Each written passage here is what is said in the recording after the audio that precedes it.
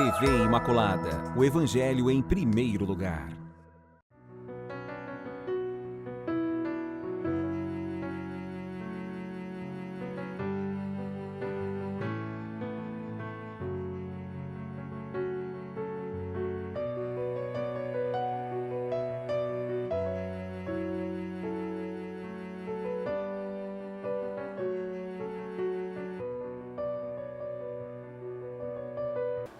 Pelo amor daquele que tudo fez, estamos de volta ao programa Respostas. Nosso carinhoso abraço, nossa saudação ao início de mais um programa Respostas. Que bom saber que você está conosco, se você está participando conosco desse nosso grande país do Brasil. Esse abraço a gente manda aqui de Campo Grande, Mato Grosso do Sul, mas é um abraço que chega para todos os cantos, porque pela parabólica, sinal 321, canal 321, a gente está chegando a vários rincões desse nosso grande país. E é interessante porque agora nós também, com o canal 15.1, estamos com um canal aberto, TV aberta em Belo Horizonte, Minas Gerais. Que coisa maravilhosa, a expansão assim dessa rede imaculada de comunicação é motivo de grande alegria. Então, nossa saudação carinhosa também, se você já está acessando a TV aberta ali em Belo Horizonte. Minha saudação aqui, Padre Adriano, muito obrigado pela sua presença. Se você está começando a participar agora do programa Respostas, nós temos na dinâmica interna do programa 2 momentos com 3 blocos. O primeiro momento é uma reflexão, nós fazemos uma reflexão sobre um tema da atualidade. E a gente tem por objetivo, nesse momento, exatamente refletir sobre esse tema na perspectiva do pensamento da Igreja. E, de fato, a leitura de textos oficiais onde a Igreja se pronuncia sobre determinados assuntos são considerados como uma regra primordial de interpretação dos textos. Então, a gente quer ser fiel àquilo que a Igreja exprimiu, aquilo que a Igreja deixou por escrito, buscando, claro, sempre temas da atualidade que sejam capazes de iluminar o caminho da fé. No segundo e terceiro bloco, nós nos dedicamos exatamente àquelas perguntas que vocês nos enviam.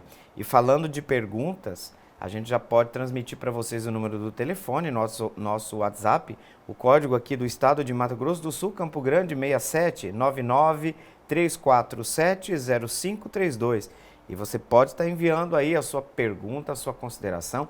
Às vezes tem uma resposta que não ficou muito clara, ou de repente uma resposta trouxe uma nova pergunta, sem problemas. Vocês podem fazer referência a isso no texto e o pessoal da equipe aqui está disponível, à disposição para poder ajudá-los. Então, vamos agora para o nosso trabalho do primeiro bloco, que é exatamente esse bloco que se dedica à reflexão sobre um tema.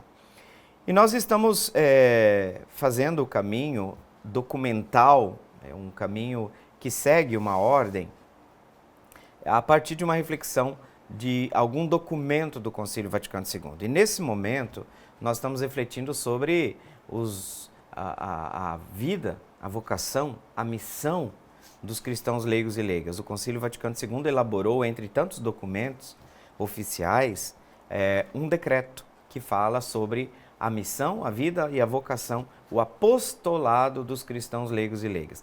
Aqui os cristãos leigos e leigas, para a gente entender, a grande maioria do povo de Deus, dos batizados e batizadas, que vivem a vocação, o chamado de Deus no cotidiano da vida, que não fazem parte do clero, da hierarquia, não são também religiosos e religiosas, não é um frei, não é uma freira, vamos assim dizer, como a gente comumente fala. Então, na maioria das pessoas que fazem parte do corpo da igreja, nós temos essa presença expressiva, digamos assim, de pessoas que, a partir do seu batismo, a partir da sua fé, entendem que a vida é missão. A vida é missão.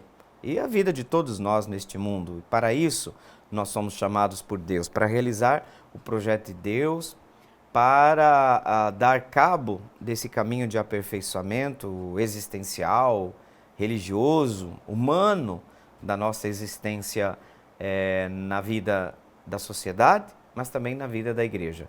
Bons cristãos normalmente sempre foram bons cidadãos.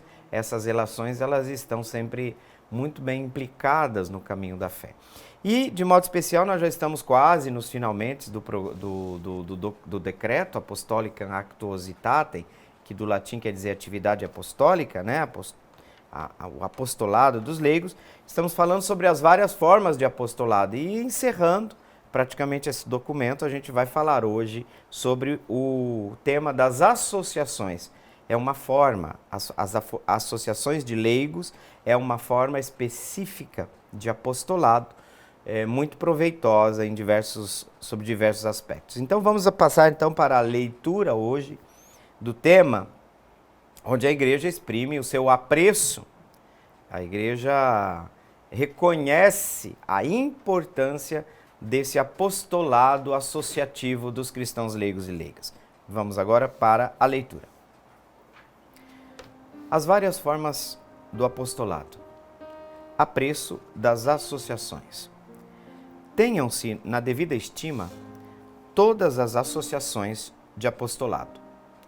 Mas aquelas que a hierarquia, segundo as necessidades do tempo e do lugar, louvar, recomendar ou mandar instituir como mais urgentes, devem ser tidas em alto apreço e ser promovidas pelos sacerdotes, religiosos e leigos, segundo a maneira que lhes é própria. Entre elas, porém, devem-se hoje contar, sobretudo, as associações ou agrupamentos internacionais de católicos. Decreto Apostolicam Actuositatem sobre o apostolado dos leigos. Falando de várias formas de apostolado, não sei se vocês se recordam, e eu faço uma breve retrospectiva. O texto de hoje ele é bem mais curto, mas nessa retrospectiva vocês lembram que, em primeiro lugar, se falou que o cristão individualmente, a modalidade individual, ou, se você preferir dizer, a modalidade pessoal de apostolado, em muitas situações de missão, de campo de evangelização, é a mais apropriada. A gente lia ali no documento, inclusive, para onde que são mais indicadas esse apostolado individual pessoal. Terras de missão adiantes, que são lugares, povos, nações onde o cristianismo não foi ainda anunciado, o Cristo não é conhecido. Então surte um efeito muito maior estas formas, ditas formas de apostolado individual. Depois nós passamos, já tem alguns programas que nós estamos nos concentrando sobre a forma de apostolado associativo. E é interessante a gente perceber que são diversas, há uma diversidade infinita de campos de ação, e aqui, propriamente, o tema é sobre as modalidades desse apostolado. A forma individual, até porque em muitas situações o nosso testemunho pessoal, eu vou chamar aqui, a modalidade individual é o testemunho pessoal, por vezes, o evangelho vivo na vida de uma pessoa que transparece o chamado à fé. Porque eu digo, o cristianismo, Bento XVI, o Papa Bento XVI diz que o cristianismo se propaga por atração. Uma vida que testemunha o evangelho atrai. Vejam o retrato das comunidades do cristianismo. O cristianismo não atraía por ser rígido. O cristianismo atraía porque o testemunho de comunhão, de vida e de fé dos cristãos ressaltava como uma luz, chamava a atenção de quem não era cristão. Então, esse rigorismo hipócrita, que por muitas vezes parece que nós queremos impor às pessoas o nosso modo de crer, desrespeitando inclusive o modo de crer de outras pessoas, isso não atrai. Esse apostolado, essa apologética, eu sempre falo, a superação de uma apologética das cruzadas, porque nós temos muitos pregadores que optam pela modalidade de cruzadas nas redes sociais. Tem que ser irônico com os evangélicos, são agressivos, usam a mesma moeda. Eu acredito que a gente não deveria usar a mesma moeda, até por conta, não de questão de estratégia, de venda de placa de igreja, Mas porque o cristianismo ele tem que viver de acordo com o evangelho. E o evangelho não é um proselitismo, não é venda de placa de igreja, é uma vivência, é uma experiência que atrai. Então, nesse sentido, o testemunho pessoal, ele sempre, em muitas situações, ele figura como um meio privilegiado de anúncio do Cristo. Inclusive, o contra-testemunho é o contrário, é o aspecto negativo disso. Quantas pessoas se afastaram das nossas comunidades por causa do quê? Porque não vem Cristo na nossa vida. Eu não sei se essa frase é de Gandhi, mas me parece que é de Gandhi, que é essa grande autoridade, esse grande líder religioso hindu, que dizia: eu admiro muito Cristo, um pouco menos os cristãos. A frase não é dita literalmente assim, sendo assim muito franco com vocês, mas é verdade. Quando a gente olha para as nossas comunidades, quando a gente olha para os nossos padres, para os nossos religiosos, muitas vezes não se transparece, não se evidencia o fato de que nossas comunidades vivem da experiência do encontro com Cristo e o amor a Deus e o amor ao próximo, vividos de maneira assim, a se tornar um testemunho, a se tornar uma luz. É uma luz, o testemunho é uma luz. Isso atrai muito as pessoas. E aqui, de modo especial, hoje, nessas formas de apostolado, ganharam muita importância na igreja também as formas de apostolado associativo, que a gente chama. Existem inúmeras associações laicais espalhadas pelo mundo. E o direito canônico faculta, possibilita, a igreja incentiva, inclusive no texto de hoje nós estamos ouvindo falar que a igreja tem muito apreço, que a igreja louva estas associações. Sobretudo aquelas que, recomendadas e por vezes até criadas por incentivo da hierarquia ou por iniciativa da hierarquia, servem o trabalho de evangelização da igreja. Porque esse ponto é irrenunciável. Nenhuma associação pode dividir a comunidade. É um estilo, por vezes, distinto, tem um foco de missão, por vezes um carisma específico de uma associação, não pode se tornar motivo para dizer que essa associação é a única, é a melhor, porque quando começam essas divisões dentro da comunidade, a gente vai negando aos outros o fato de que também os outros são obras do Espírito Santo. Eu sempre falo para as pessoas, eu estou numa comunidade onde o Espírito suscitou o carisma dos acampamentos, mas eu muitas vezes até mal compreendido dentro da comunidade, mas a gente precisa dizer, a igreja é um jardim de muitas flores, de variadas flores, de diversas flores. Então eu digo para o pessoal, olha, o acampamento não é a única forma que a igreja tem de evangelizar, existem inúmeras outras propostas, diversos caminhos onde as pessoas vivenciam, aprofundam, alimentam sua espiritualidade num estilo próprio. O que não pode acontecer? Não pode acontecer o movimento de sectarização. Há dentro do cristianismo católico hoje correntes sectárias. Se dizem católicos, se autoproclamam os verdadeiros católicos, inclusive usam espumando pela boca o adjetivo de verdadeiros, mas não passam de seitas. O cristianismo, em muitas realidades ideológicas, toda vez que ele se extremizou, ele se sectarizou. Por quê? Porque a pessoa começa a ver a sua posição, a sua visão de igreja como única. E aí se torna uma visão incapaz de se comunicar com a catolicidade, porque o elemento católico é o elemento onde se equilibra unidade, diversidade, comunhão, porque a unidade da igreja não se confunde com uniformidade.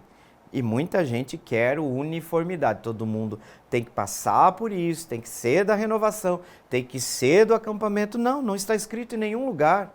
Em nenhum lugar, em nenhum documento da igreja está dizendo que nós somos obrigados a passar por um movimento, por uma associação. Embora sabemos que para muitos esta experiência foi o quê? Obra de Deus na vida delas. E a gente não precisa negar isso, muito pelo contrário. Mas tem pessoas que não se identificam com determinado movimento. Eu sempre falo isso. Quando perguntam de qual movimento o senhor é, eu digo, eu só sou católico. Eu digo brincando, mas não é brincadeira, porque não está escrito em nenhum lugar que a gente precisa ser de um movimento. O que eu preciso para ser cristão? Eu preciso dos sacramentos da iniciação cristã, uma vivência da minha fé e uma prática onde eu consiga reconduzir ou conduzir minha vida de acordo com a luz da fé, com as práticas da minha fé, a Eucaristia, a vivência sacramental. Tudo isso é muito importante, eu diria, inclusive fundamental. Fora isso, são meios importantes, por favor. Meios importantes. Mas vamos colocar as coisas nos seus devidos lugares? Essa imposição de um movimento na vida das pessoas é desnecessária. É desnecessária, não está escrito no Código de Direito Canônico. E aí a gente tem percebido esses movimentos dentro da igreja, onde cada um quer dizer, olha, eu sou o verdadeiro católico, logo você não é. E aí você vai percebendo que esse identitarismo não é uma questão identitária, que também é importante, nós temos parâmetros, nós temos uma identidade, mas não utilizar as escolhas parciais que nós fazemos, moldados ou pré-moldados por perspectivas conservadoras na sua radicalidade ou por perspectivas progressistas no extremo de uma outra ponta, isso tudo acaba diminuindo a dimensão da catolicidade, porque de fato contraponto da catolicidade é de fato esse elemento de sectarização, onde parte do cristianismo se sectariza, se torna uma seita, traduzindo de outra forma.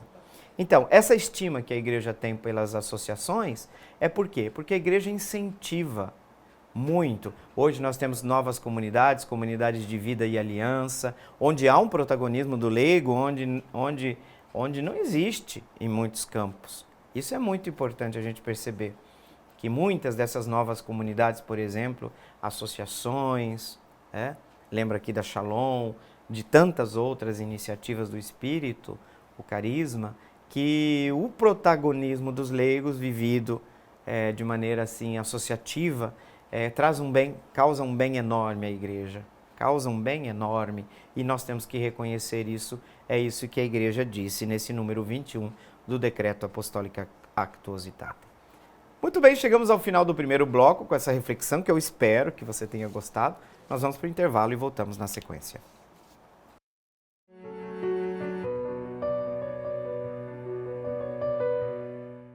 Retornando para o segundo bloco do programa Respostas, quero transmitir para vocês o nosso telefone, o WhatsApp, que está à disposição de vocês, já que nós estamos iniciando agora essa segunda etapa do programa, onde procuramos responder as perguntas que nos chegam.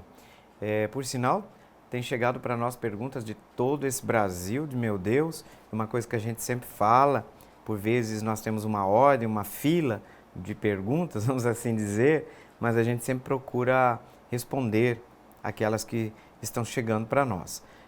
O código aqui de Campo Grande, Mato Grosso do Sul é 67, o número 993470532, e você pode então participar desse programa, porque ele também é um programa interativo.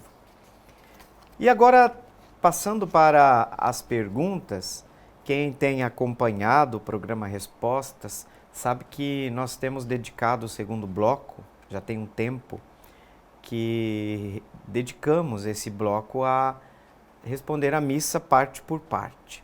Isso porque nos chegou lá, já tem um tempo, a pergunta do Lucas, do bairro Moreninhas 3, aqui de Campo Grande, onde ele perguntou exatamente isso, qual o significado de cada parte da Santa Missa. A gente reuniu e pensamos que seria importante fazer uma catequese, desenvolver o tema dessa questão da missa parte por parte.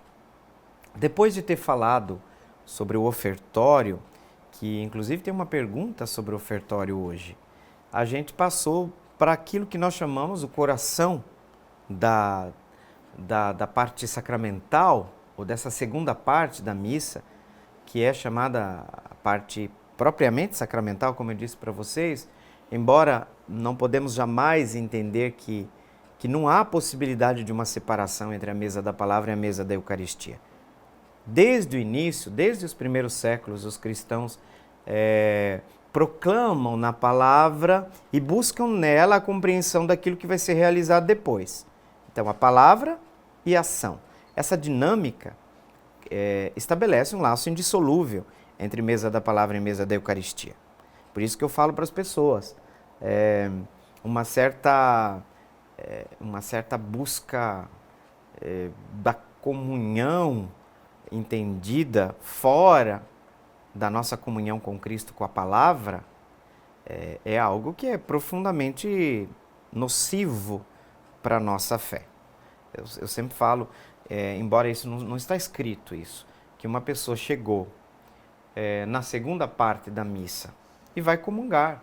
Eu vejo pessoas, eu não nego a comunhão, até para não expor as pessoas publicamente, e existem inúmeras situações, e isso, muito raramente isso acontece, mas eu encontro pessoas que, por exemplo, chegam, praticamente nós estamos ali no Pai Nosso, ali no rito da comunhão, já passamos até o rito sacramental, e a pessoa vem na fila comungar. A pessoa levanta, vem comungar. É importante entender que o concílio recorda à igreja aquilo que ela tinha esquecido. Tá? Não é uma novidade. É algo que a igreja, em certo sentido, havia esquecido e que a gente precisa entender que a palavra de Deus não é um apêndice. Não é. Não pode ser. Não pode ser.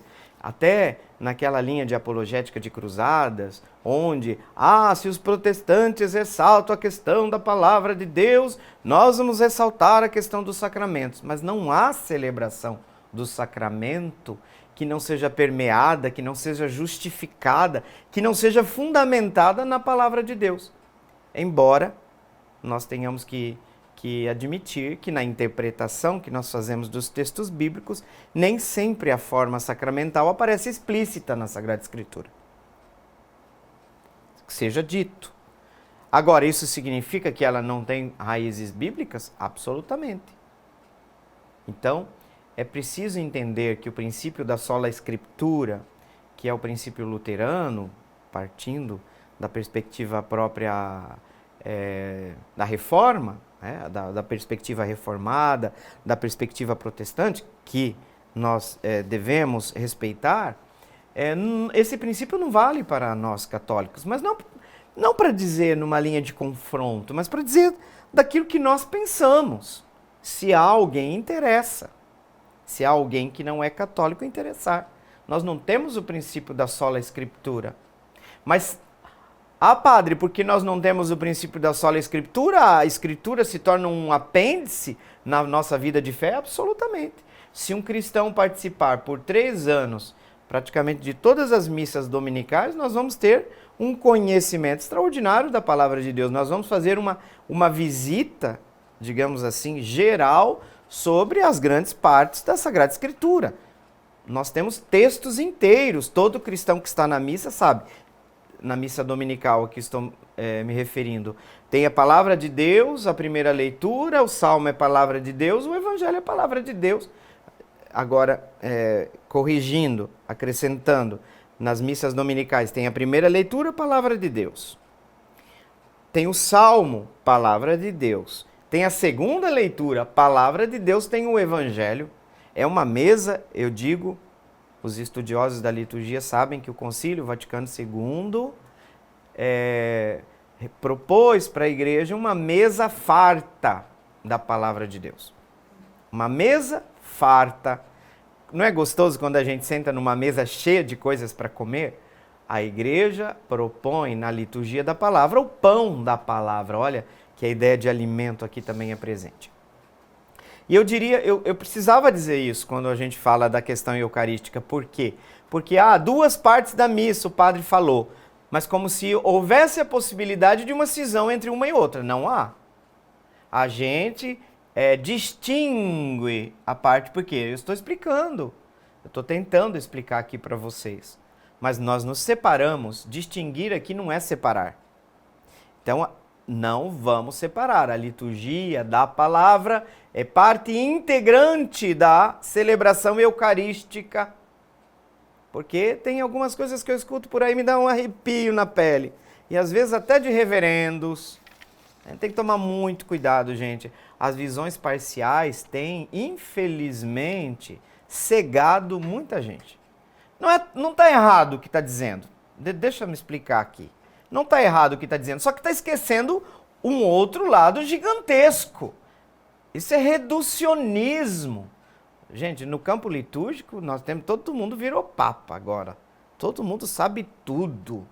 E é lei, norminhas, a teologia do pode e não pode. Nas redes sociais é olha, o padre ia até falar um palavrão aqui, uma coisa meio chula, não vou falar, né? É chato entrar nas redes sociais, ver aquele jovem que levanta da cama, nem a cama arruma, mas está lá pontificando como se fosse o Papa. Gente, esses exageros, eles fazem tão mal, porque isso não é verdadeiro, isso não é autêntico. Isso não é autêntico. Tem alguma coisa errada, tá difícil encontrar gente normal nessas redes sociais. Tá difícil. Parece que todo mundo que tem esquizofrenia, que está com problemas sérios psicológicos, acho que não tem dinheiro para o terapeuta, foi para as redes sociais. E qual que é o problema? É que são essas pessoas as mais curtidas. Ninguém que fala as coisas normais da vida, do cotidiano, não atrai. Não atrai, gente. Não adianta. Se você falou aquilo que tem que ser dito, agora, se você pôs uma polêmica no meio, mas gente, que coisa. Só atrai se pôr um rabo de foguete na história. Se não tiver contrapondo alguém, batendo em alguém. Mas esse cristianismo que para se manter, ele tem que estar batendo em alguém, para mim isso é a coisa mais contrária ao evangelho. Bater numa face da outra. É a renúncia a qualquer forma de revide, de vingança. Tá? Então vocês me desculpem, já peguei um desabafo, uma linha de desabafo aqui. Então, vamos para a parte eucarística como se fosse um bloco monolítico, que não tem nada a ver com a liturgia da palavra. Para com isso. Você querendo ser católico para dizer que você não é protestante, você não está sendo católico. Porque o católico ama a palavra de Deus. Porque não há cristão. Você não é cristão se você não amar a palavra de Deus. Só isso, tá bom? Tá bom? Se você não ama a palavra de Deus, não tem como ser cristão. Fomos gerados por uma palavra que foi dita antes. Antes da ação sacramental, foi proclamada a palavra. A palavra de Deus que explica, que justifica, que dá os fundamentos daquilo que está sendo realizado. Pronto. Tá vendo? São indissolúveis essas duas partes da missa. Eu sei que pode parecer que a gente está perdendo tempo para falar isso, eu acredito que não. Eu acredito que não, e posso estar enganado, como eu sempre disse para vocês. Muitos momentos a gente se engana, a gente volta atrás, até como professor. A gente fala, olha, tá, deixa eu dar uma pesquisada maior nisso aqui. Por quê? Porque eu não quero vender minha opinião, não interessa. Eu gostaria realmente, no programa Resposta, sempre falei para vocês, é um programa em comunhão com o pensamento da igreja. Mas não com a igreja de padre de batina ou de não batina, não com a igreja que é TL ou é conservadora. Isso não me interessa, essas são correntes. Isso é problema nosso, isso não é questão da igreja. Isso aqui é uma questão de times, porque a gente transformou muitos temas e muitas questões da fé, nós levamos para o campo do futebol. O campo de futebol há uma paixão cega, incapaz de ver, por exemplo, as qualidades do oponente. Eu sempre brinco, né? Eu falo que um oponente, um corintiano, é um excelente oponente de um santista. E por que a gente briga? Porque a gente reconhece que é um inimigo à altura. Tá bom? Entendeu o que eu quis dizer aqui? Eu brinco com as pessoas até dentro da missa. Você pode vir com camiseta do que você quiser, mas não vem com camiseta do Corinthians aqui. Por que o Corinthians me incomoda? Porque eu, como santista, e não é que eu sou um grande torcedor também, a gente sabe que é um inimigo à altura. Se vocês entenderam o que eu estou querendo dizer aqui, vamos parar de fechar os olhos, porque esse extremismo na religião não dá certo. Eu vou dizer uma coisa para vocês. Esse extremismo na política também não dá certo. Eu sou incapaz de ver o bem que o outro faz. Por quê? Porque o outro não presta. Porque só presta eu. Vamos parar com isso. Para com isso. Não é verdade que só a gente presta. Não é verdade. Nós não somos tão puros assim. Nós não somos tão perfeitos assim. Todos nós estamos a caminho. Eu estou a caminho, amadureço umas coisas, outras melhoro, outras pioro. Olha a idade que eu já tenho. Devia estar maduro e muita mais coisa. Não estou. E daí eu vou fazer? Vou me desesperar? Não, mas tem que crescer. Vamos dar uns passos, né? Vamos melhorar. A vida acabou? Não. Enquanto não acabou o palco da vida, a gente tem possibilidade de crescer. A gente tem possibilidade de aperfeiçoar. Então, eu não assumo no programa Respostas linhas de tendências que querem defender tipo de padre, porque se o padre não for assim, não é o meu padre, não é o meu jeito, e lá no final das contas eu quero uma igreja à minha imagem, à minha semelhança. Porque o padre tem que pensar do meu jeito, o padre tem que ser do meu jeito. Como eu falei esses dias, né? O que foi ungido não foi minha estola, fui eu que fui ungido. Não foi minha estola. Porque é briga se usa pano, se não usa pano, se usa renda, se não usa renda, se usa batina, se não usa batina. Não foi a batina que foi ungida. Sou eu. Fui eu que fui ungido. Óleo foi passado nas minhas mãos. Para dizer o quê? Que nós estamos brigando por coisas acidentais.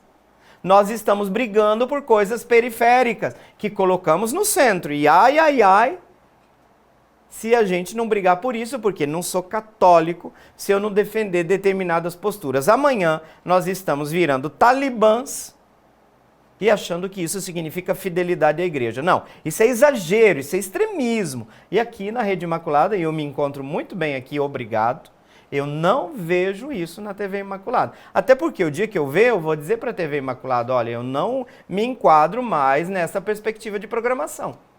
Sempre falei para vocês que a TV Imaculada evangeliza, começo falando isso, evangeliza, mostra esperança, tem quadros do Papa, não está falando mal de Papa, não entrou nesses joguinhos que a gente entrou, tá? A TV Imaculada não entrou nisso.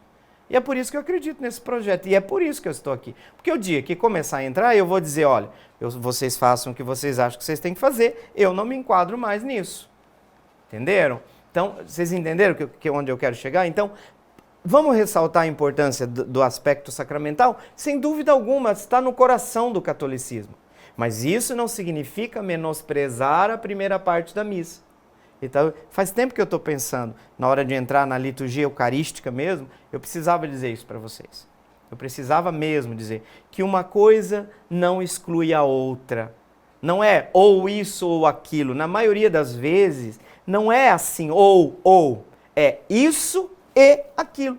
Então, a missa é um momento, um bloco, que é a palavra de Deus, que ela é parte integrante do segundo momento, e uma coisa não acontece sem outra. Por isso que eu uso a palavra aqui indissolúvel. Não dá para você pegar, porque eu digo, tem gente que tem essa prática, chega na segunda parte da missa, tá lá nos finalmente e vai comungar. Não pode achar que isso é normal. Se você está pensando que a primeira parte da missa não foi importante, eu tenho que dizer para você, você está redondamente enganado. Ah, mas vai me cancelar? Não tem problema, pode me cancelar. O problema é a minha consciência, não é o cancelamento. A primeira questão que eu sempre coloquei na minha vida, em primeiro lugar, é minha consciência. Está errado se você acha que a primeira parte... Ah, se eu me atrasei na missa, se eu não... Cara, você não ouviu nem o evangelho. Você não degustou nem do evangelho. Você não se alimentou do pão da palavra, agora quer se alimentar do corpo de Cristo, tá? E existem situações, sempre nessas falas, por favor, levem em conta que tem sempre a possibilidade de exceções. Onde eu não sou culpado daquilo que aconteceu. Cheguei num horário da missa, porque... Agora, se passa pela cabeça de alguém que a primeira parte, que eu dispenso a primeira parte da missa para mim ir lá comungar o corpo de Cristo, me desculpe, pode parar. Pode parar agora. A catequese que você recebeu está equivocada, para não dizer outros termos. Porque nós estamos no meio de comunicação, a gente também tem que cuidar com as palavras, eu também acho, porque agora virou moda usar linguagem violenta. Não, eu também, isso é uma das coisas bonitas aqui da TV Imaculada. Não vou usar certo tipo de linguagem aqui, que está tão comum no meio político e nas redes sociais. Não vamos usar. Respeito, a gente tem que ter respeito. Eu quero respeito para mim, mas eu também tenho que dar para os outros. Isso é importante. Então, a liturgia eucarística, leva-nos ao núcleo daquele momento, dessa segunda parte da Eucaristia, que é a oração eucarística. Tá certo? Segura aí que nós vamos no próximo programa já agora adentrar no campo da oração eucarística propriamente dito. Vamos para o nosso intervalo e voltamos na sequência para o terceiro e último bloco do programa Respostas.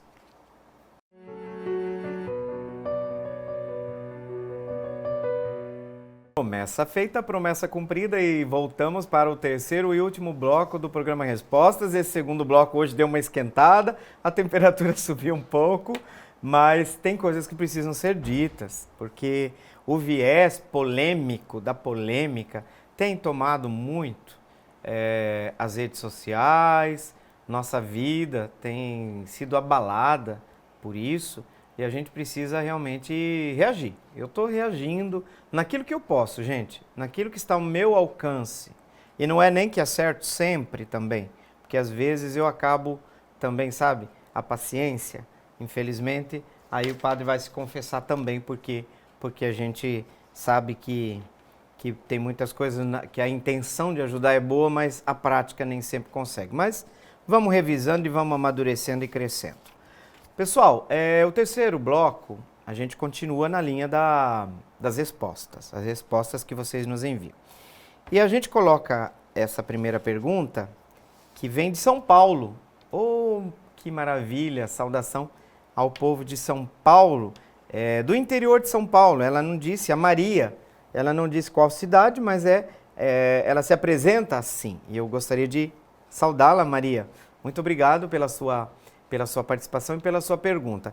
E eu coloquei a pergunta da Maria na frente também por uma questão de contato com o primeiro tema, com o segundo bloco de hoje, já que nós estávamos falando da missa parte por parte. Porque a pergunta da Maria, inclusive, é sobre um tema que a gente já tratou recentemente, é o tema do ofertório. Vamos para a pergunta da Maria, vamos lá? Maria, mais uma vez, brigadão.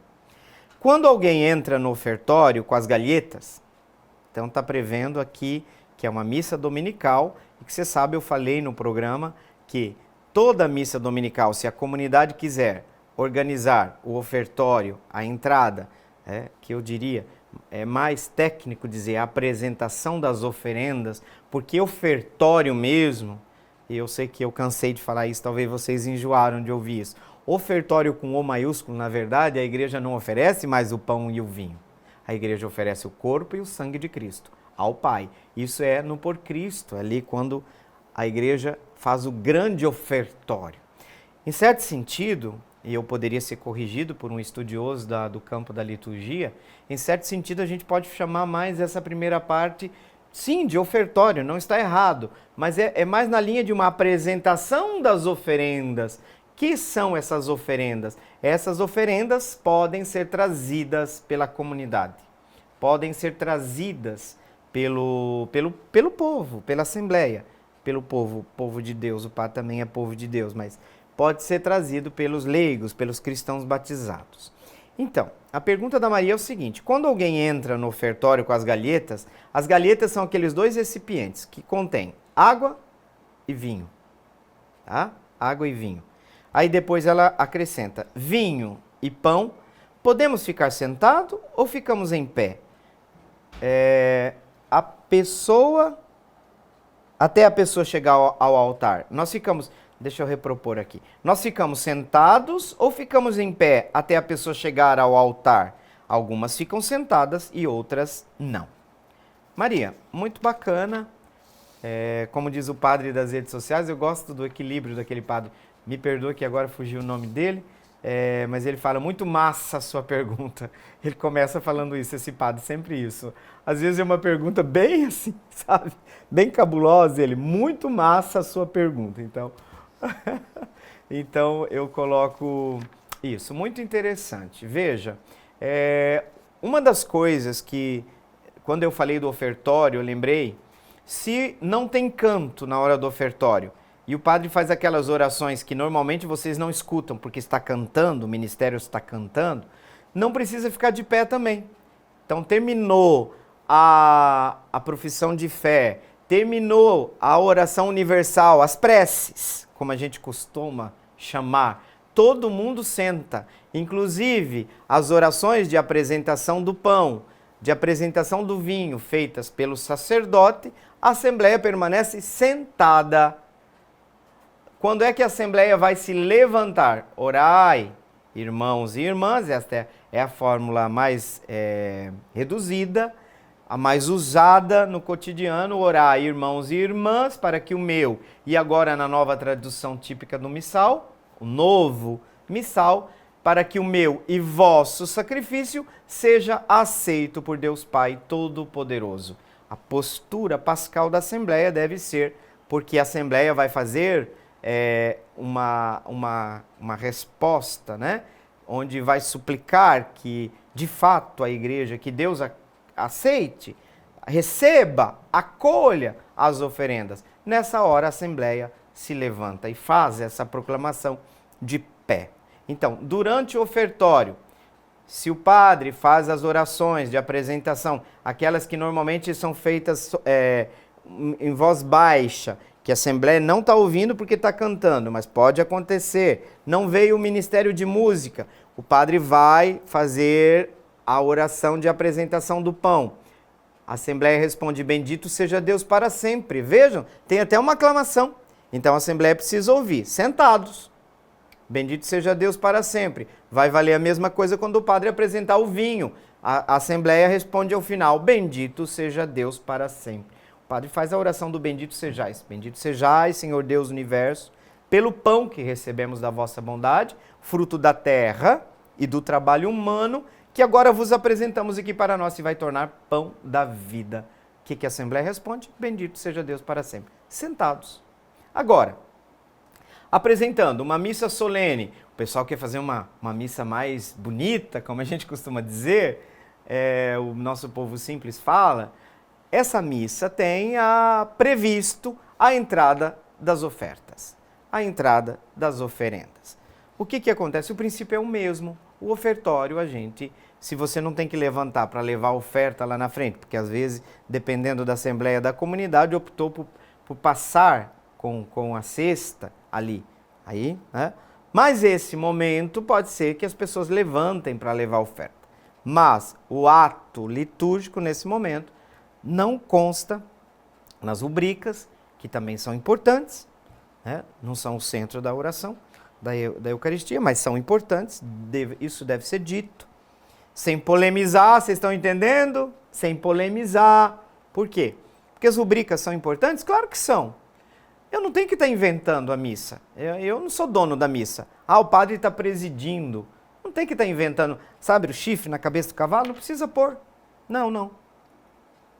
A vida já se encarrega, sabe, de complicar em muitas coisas. Mas tem muita coisa que é a gente que complica mesmo. É o famoso chifre na cabeça do cavalo. Não põe o chifre na cabeça do cavalo, porque a gente já não procurando sarna, a gente acha, imagina procurando. Então não põe o chifre na cabeça do cavalo. Então vamos, rubricas são importantes. Nas rubricas do missal são orientações para a igreja e para o padre também. Porque é o padre que está lendo ali. O padre não pode inventar a roda na missa. Por quê? Porque a missa não é dele. Ele não é proprietário da missa. Ele não é dono da missa. A missa é da igreja, como é de todo o povo santo de Deus. Do Papa a Dona Maria da Gleba Vitória lá em Viema. Do que está sentada no último banquinho, toda simplesinha com a sua fé, com o seu tercinho. Olha que coisa bonita. A missa é patrimônio da fé. Não está à mercê minha, nem do diácono, nem do leitor, nem de ninguém. Né? A igreja não tem dono. A comunidade não pode ter os donos. Porque a gente tem que respeitar. Então a rubrica diz, Maria, não precisa levantar. Não precisa. Mas vai receber, às vezes a comunidade traz outros dons, por exemplo, agora no ano jubilar, traz a logo, a marca do ano jubilar, ou traz uma bandeira. Eu não sei, gente, o que as comunidades, por vezes, vão celebrar uma missa em ação de graças pela colheita. Traz lá o soja, traz lá o... Não há necessidade, não está prescrito que a Assembleia precise levantar para receber esses dons, tá? Então, para receber as galhetas com as oferendas, o vinho, o pão, a água, não precisa ficar de pé. Não está previsto. Não há nenhuma necessidade disso.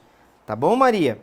Todos ficam sentados e depois que o padre, ao final, depois de apresentar o pão, de preparar o cálice com vinho, lembra? A água e o vinho tem que ter uma proporção ali, uma proporção menor de água que é inserida dentro do vinho.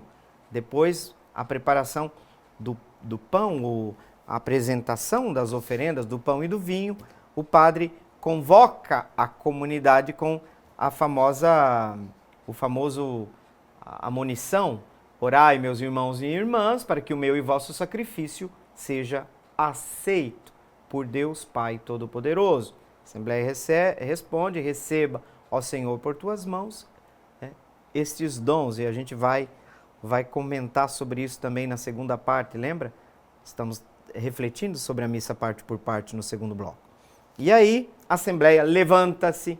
Esse é o momento de uma postura prevista para a Assembleia. Isso é importante ser lembrado, então, nesse momento. Maria, gostaria de agradecer sua pergunta mais uma vez, porque a gente já fez isso, e eu espero que a gente tenha conseguido iluminar para você aí essa questão, tá? Essa questão.